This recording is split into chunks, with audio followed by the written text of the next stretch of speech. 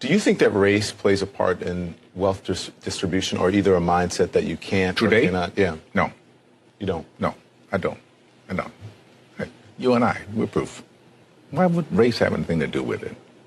Put your mind to what you want to do and go for that.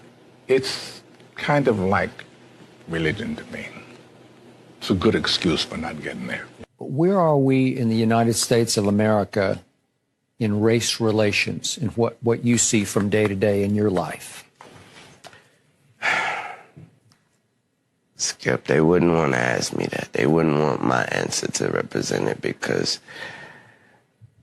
God knows I have been nothing but blessed. My whole path, these 33 years have been nothing but a blessing. I have never, and never is a strong word, I've never dealt with racism, and I'm glad I didn't have to.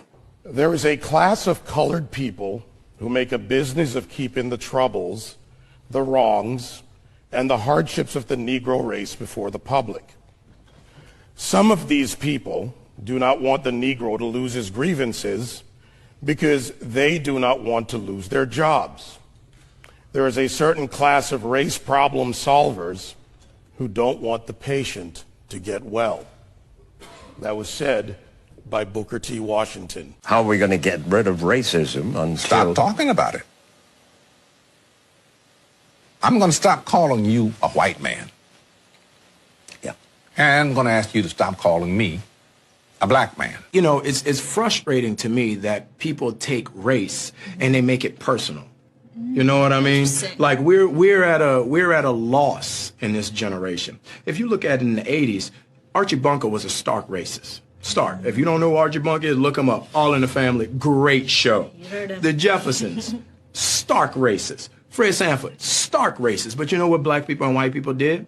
They laughed. You watch 48 Hours with Eddie Murphy and Nick Nolte. Both of them hated each other because he was black and because he was white. You know what they did? They laughed. But I asked you what the racial breakdown was of your audience. Do you remember this? And you told me the only black face you could see in the whole audience was your makeup artist. I believe that's what you said, and she was in the front row, right? A lot of white kids love rap. Yes. Explain that. What does that say to you? What's the message of it? What's the bigger picture of it? I don't want to be bashed because I don't want to sound like I'm on the wrong if there is a side, but I thought that was clearly a message that there was no such thing as racism. That's what I thought that was. You know, I said, and it's probably get me in trouble, but I said to some of my colleagues recently, so I know that it's an issue, but it seems like every single day on television I'm talking about race, and it's because of the news cycle, it's in the news, but sometimes I get so tired of talking about it, I want to just go, this is over, can we move on? And if you talk about it, it exists. Right. Yeah. It's not like it exists and we refuse to talk about it, but making it a bigger issue than it needs to be is the problem we have. And right now, we are in a society where we can't have a conversation because no one's willing to listen. People are just shouting. People are just Whatever they shouting. think. People are walking down the street, hashtagging everything, but no one's listening. Using wrong examples to present an argument leads us nowhere forward. I understand the emotion, and I respect my opposition, but when you go into the areas of making false charges and living in the past, you do not address the issues of the present. And, you know, incarceration rates in America has been a problem, especially as opposed to minorities. And Roman delves into the issues around the legal system. Do you think we've made any headway in the legal? I think it's more important to make headway in our own house. By the time the system comes into play, the damage is done. They're not locking up 7-year-olds. In the 1960s, 80+% of blacks were two-parent homes. Today, that is reversed completely the other way. I was in Chicago a couple of 3-4 weeks ago, and we saw these little kids on bikes with masks on the side of their head, like 5 or 6 of them.